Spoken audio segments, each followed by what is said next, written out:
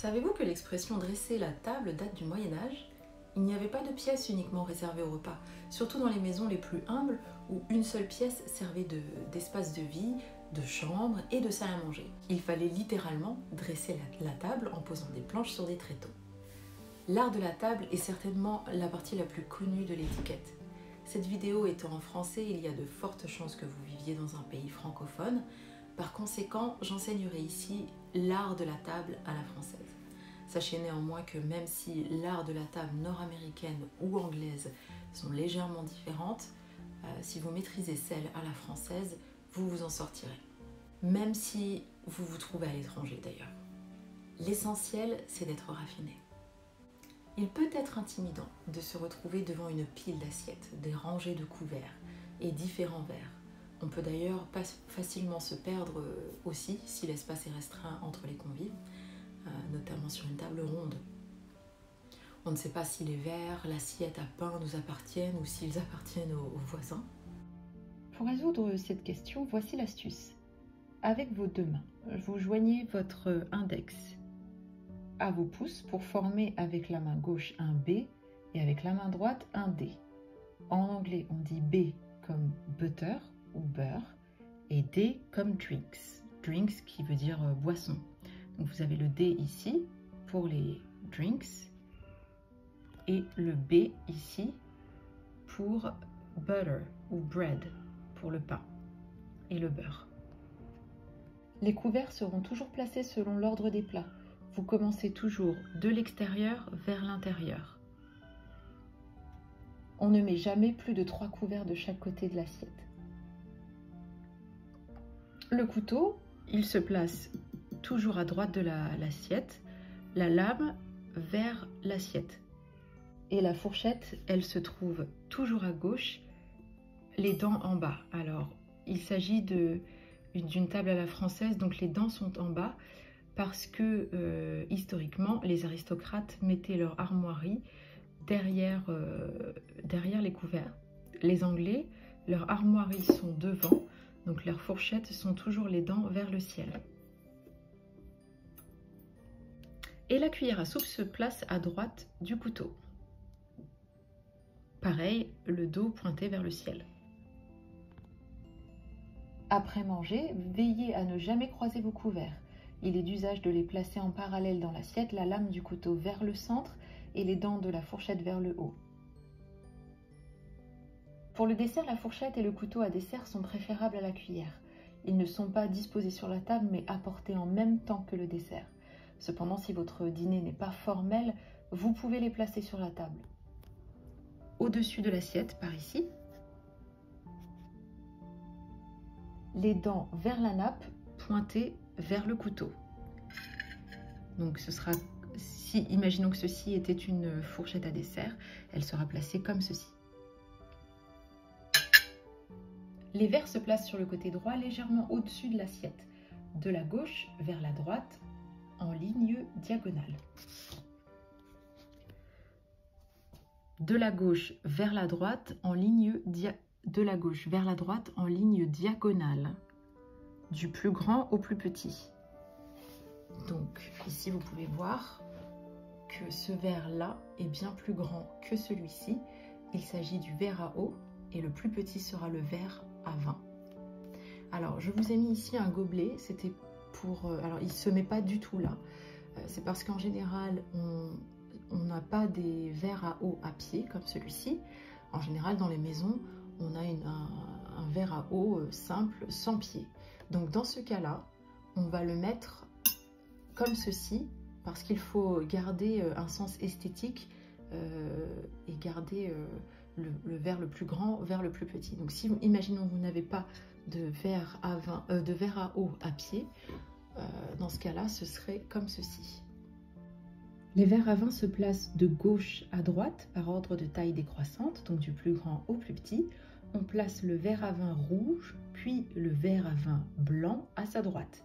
Si l'on dispose d'un verre à eau muni d'un pied, préférable au gobelet, il devra être le plus volumineux et sera placé avant le verre à vin rouge.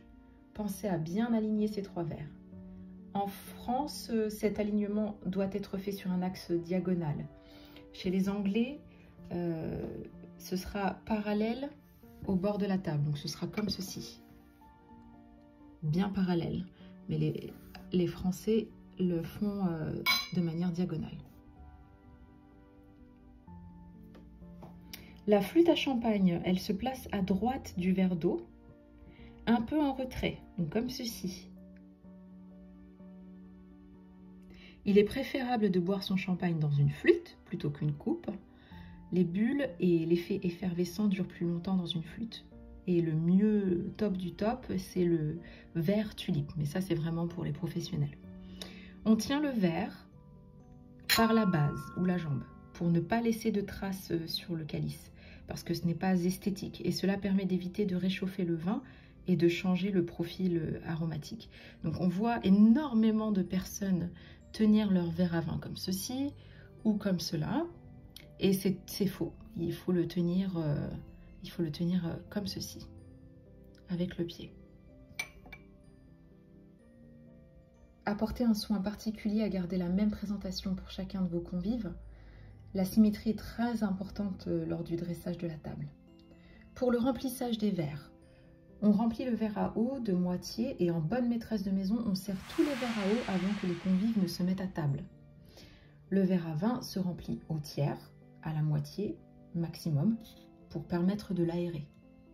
Pour le remplissage des verres, on remplit le verre à eau de moitié. Et en bonne maîtresse de maison, on sert tous les verres à eau avant que les convives ne se mettent à table. Le verre à vin se remplit au tiers, donc ici, à la moitié maximum, pour permettre de l'aérer. Le verre à champagne, lui, va se remplir aux 3/4. Il y aura une assiette de présentation, qui n'est pas obligatoire, une assiette plate, une assiette creuse et une assiette à pain qui se trouve sur le côté. L'assiette de présentation, comme je vous l'ai dit, elle n'est pas obligatoire, mais elle servira à protéger votre nappe de l'assiette chaude et à apporter un plus plutôt chic. On l'enlève au moment du dessert et du fromage. Une assiette plate servira au plat principal qui sera possible de changer s'il y a 2 plats principaux. Par exemple, une pour la viande, puis une pour la salade. Une assiette creuse pour le premier plat servi et une assiette à pain. Elle est placée à gauche des autres assiettes, juste au-dessus des fourchettes. Le pain se place directement en corbeille collective qui sera posée sur la table ou bien dans l'assiette à pain. Vous vous demandez peut-être ce qu'est ce petit objet. Il s'agit d'un porte-couteau.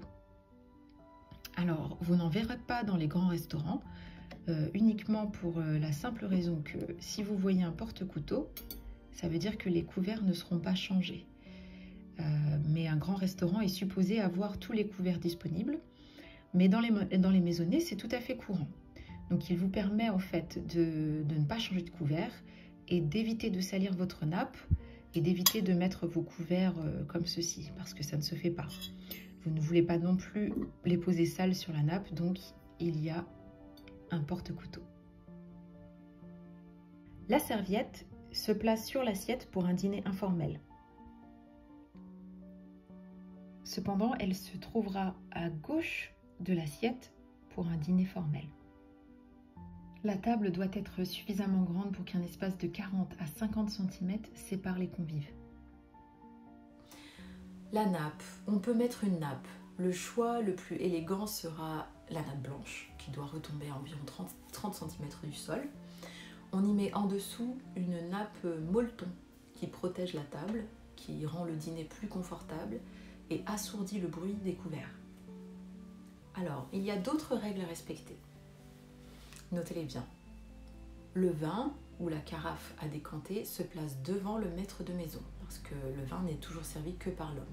Le fromage est présenté en nombre impair, le sel et le poivre ne doivent jamais être séparés. Le pain est présenté dans une corbeille ou dans l'assiette. Les différents types de services. Il y a le service à la française. Ce type de service est l'ancêtre du buffet et du self-service. Il s'agit de se servir soi-même, mais autrefois on était obligé de se lever pour se servir soi-même. Actuellement, les restaurants, les établissements qui proposent le service à la française présentent les plats à table, ce qui fait que les invités n'auront plus à se lever, mais ils seront obligés de se servir eux-mêmes. Le service à l'anglaise, pour ce service, le personnel de l'établissement vous apporte les plats, mais il est également chargé de remplir l'assiette du convive pendant la présentation du plat à gauche du convive. En effet, vous n'aurez pas droit à vous régaler comme vous voulez, car on vous servira. Ce type de service est souvent proposé lors de banquets. Le service à l'anglaise est souvent confondu d'ailleurs avec le service à la russe. Donc maintenant, le service à la russe, qu'est-ce que c'est? Les plats vous seront présentés, mais seront ensuite placés sur un guéridon pour découpe. Le personnel garnira ensuite chaque assiette avant de les placer devant chaque convive. Vous aurez souvent le service à la russe pour la découpe d'un canard ou le flambage d'une crêpe ou d'un fruit. Et maintenant, le dernier, celui que vous connaissez certainement le plus, c'est le service à l'américaine. C'est ce type de service que vous avez dans la plupart des restaurants. Les plats sont servis dans une assiette et individuellement. Les convives recevront alors des assiettes dressées à la cuisine et les serveurs les disposeront à chaque convive. Donc celui qui est à retenir maintenant, c'est le service à la française, celui qui est également utilisé dans les grandes maisons françaises, c'est-à-dire les plats sont présentés tous sur la table et les convives se servent.